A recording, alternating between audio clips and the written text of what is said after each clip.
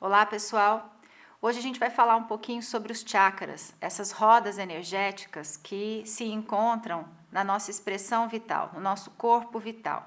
Aqui na nossa visão de mundo quântica, nós dizemos que nós temos 4 corpos de consciência para serem trabalhados, levados a sério, porque aí a gente vai ter uma manifestação de saúde, uma expressividade de mais equilíbrio muito maior. Então nós temos uma expressão física, que é esse corpo físico, mais concreto, mais material.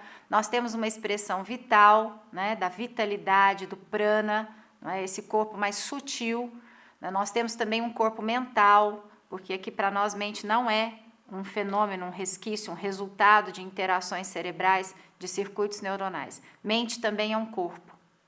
E nós temos um corpo supramental, uma supramente, aonde todas as ideias superiores e absolutas estão, entre aspas, localizadas para serem acessadas por nós e transformadas em novos significados para a nossa experiência.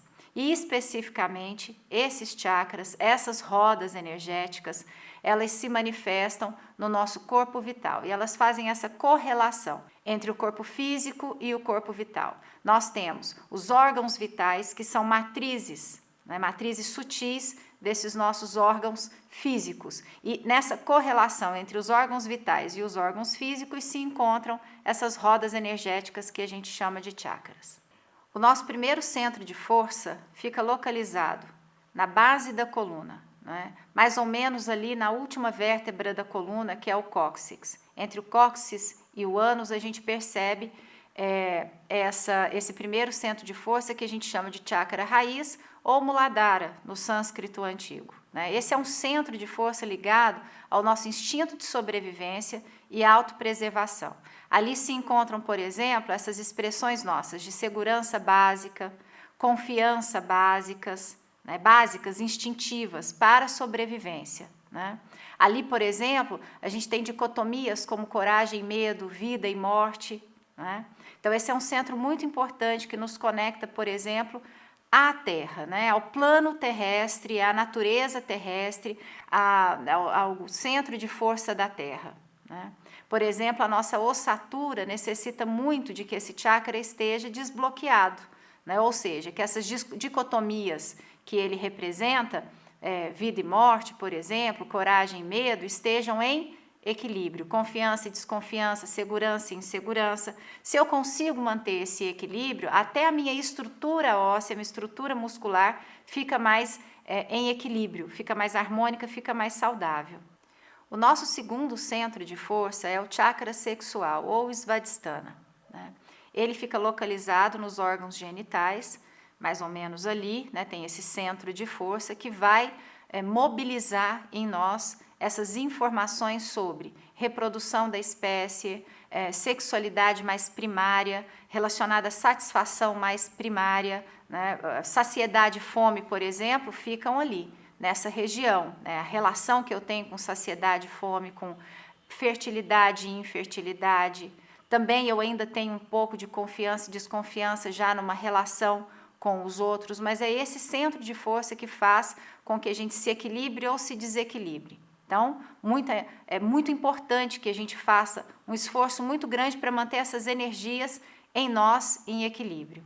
O terceiro centro de força em nós é chamado de chakra umbilical, ou Manipura, mais ou menos ali, na região umbilical, um pouquinho mais para cima, um pouquinho mais para baixo, mas nessa linha da região umbilical. Ele é o nosso centro de força relacionado à nossa identidade e à nossa individualidade. Dicotomias como uma baixa autoestima, uma alta autoestima, um relacionamento que a gente tem com a nossa autoimagem, como a gente percebe que o mundo nos vê, como a gente acredita que o mundo, que o outro nos vê.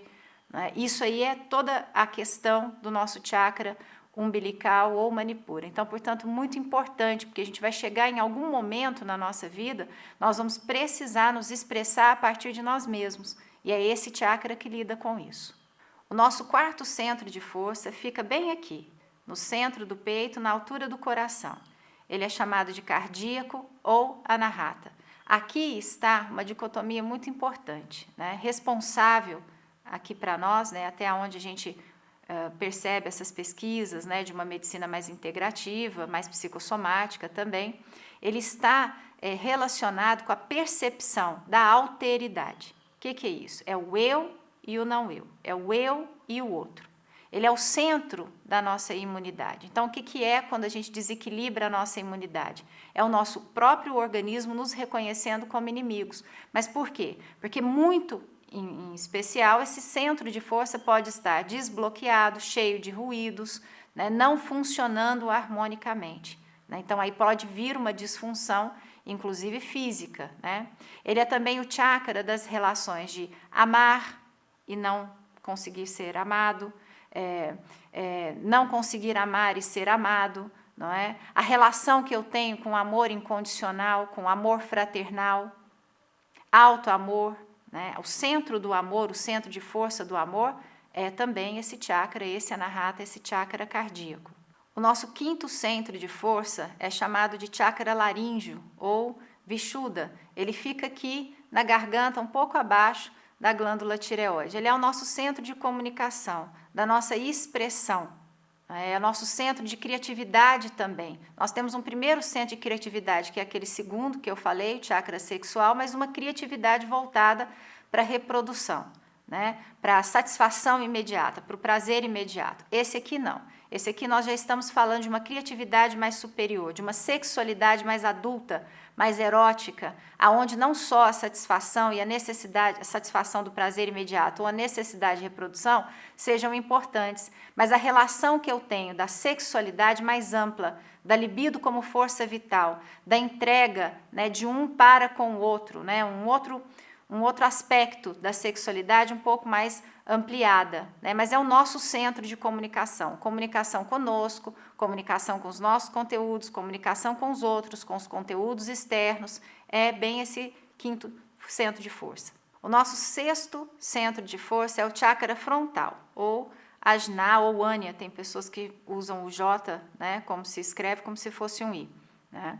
Esse centro de força é de percepção e síntese. Né? Aqui é a nossa maior força mental. Né? Aqui o nosso mental vai estar estruturado ou desestruturado. É aqui que começam, por exemplo, as grandes rigidezes, né? Os grandes pensamentos rígidos, condicionados, onde a pessoa não tem mesmo essa percepção, por exemplo, do diferente, de uma nova possibilidade. Né? Aqui a gente poderia dizer que a desorganização dele pode providenciar, por exemplo, surtos até psicóticos, né? Onde a pessoa se descontrola, né? E com a própria realidade, ela se desconecta da própria realidade. Então, ele é um centro de percepção e síntese.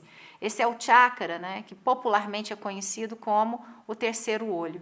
Então, o equilíbrio disso aqui nos permite uma visão mental mais ampliada, uma visão mental com menos ruído, mais organizada, né? Possibilitando o acesso a esse mundo mais intuitivo, dessas ideias absolutas ou arquetípicas com valor de verdade, que é o mundo supramental. Para isso, esse lugar aqui, né, como eu vejo o mundo, como eu enxergo o mundo de uma forma mais clara, né, mais equilibrada, precisa, né, exige que esse chakra esteja bastante equilibrado. O nosso sétimo centro de força é o chakra coronário, ou Sahasrara.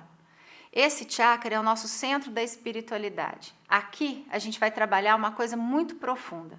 Lá no terceiro chakra, né, o Manipura, o chakra umbilical, a gente trabalhou muito a força da identidade, porque a gente precisa se desconectar, se desidentificar um pouco com o que é do outro, com o que é do externo, senão eu não consigo verificar qual é a minha identidade de fato. Né? Quando eu venho para cá, eu já estou numa conexão mais divina, mais sagrada, mais espiritual, mais fora do espaço e do tempo, buscando muito mais do que a identidade, buscando a minha autenticidade.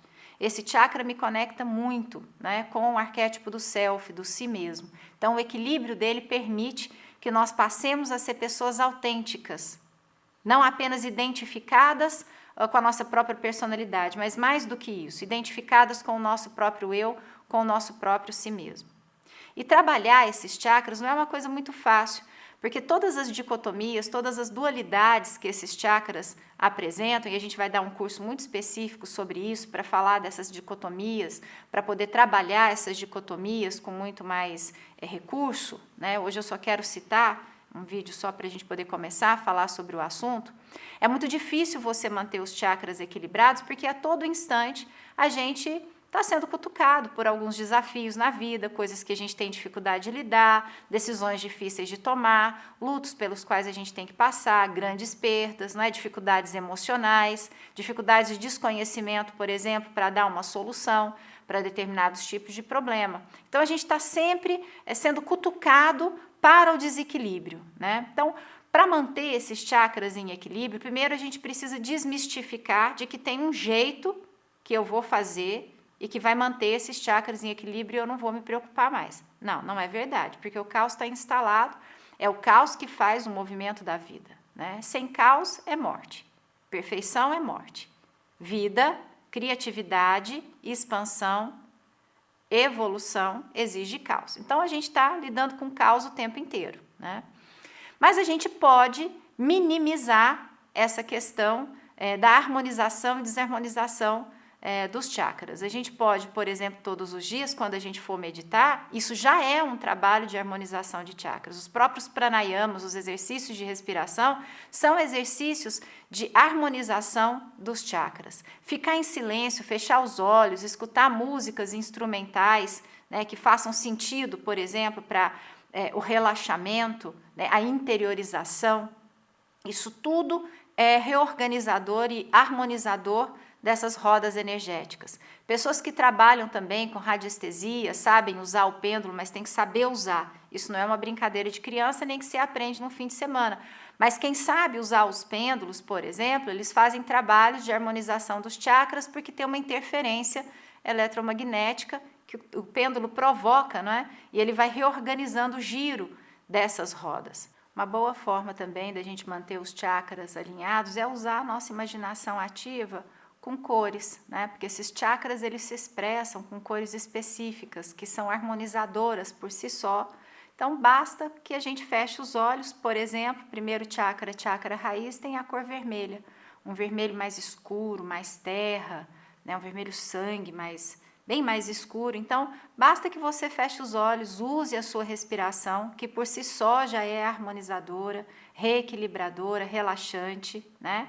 E aí você vai fechar os olhos e imaginar que ali na base da sua coluna o vermelho está bem ativo, bem pulsante, bem brilhante. Depois você sobe, né, para a região sexual, do segundo chakra, dos órgãos genitais, um alaranjado mais brilhante, mais pulsante. Depois você vem aqui para o terceiro chakra, Manipura, chakra umbilical, amarelo, sol, bem brilhante, bem pulsante.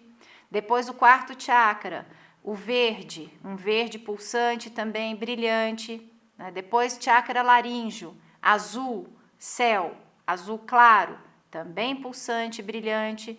Chakra frontal, azul índigo, cor de azul escuro, também pulsante e brilhante, porque essa coisa de pulsar e ser brilhante traz uma harmonização mais efetiva. E aqui, o sétimo chakra, o chakra coronário, uma cor lilás, violeta, vibrante e pulsante.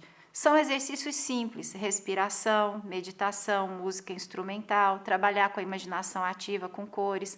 Quem tem a habilidade com pêndulo, com radiestesia, pode fazer isso dessa forma. Quem é, por exemplo, um canal reiki, pode se dar reiki ou receber reiki de outra pessoa. Tudo isso é harmonizante, né? E a gente vai encontrando outras formas de harmonizar, mas acima de tudo trabalhar na base do que cada chakra desses representa, não é? Que a gente já falou no início do vídeo, e trabalhar isso internamente, né? Numa expressão de significados mais superiores a cada movimento que a gente for fazer, a cada momento que a gente tiver que atuar, que tomar decisão, que seja pela base mais equilibrada e mais harmonizada de cada chakra. Isso não só reorganiza o campo vital, aonde eles estão, entre aspas, localizados, mas também o nosso campo mental, né, e também o nosso corpo físico. Um beijo.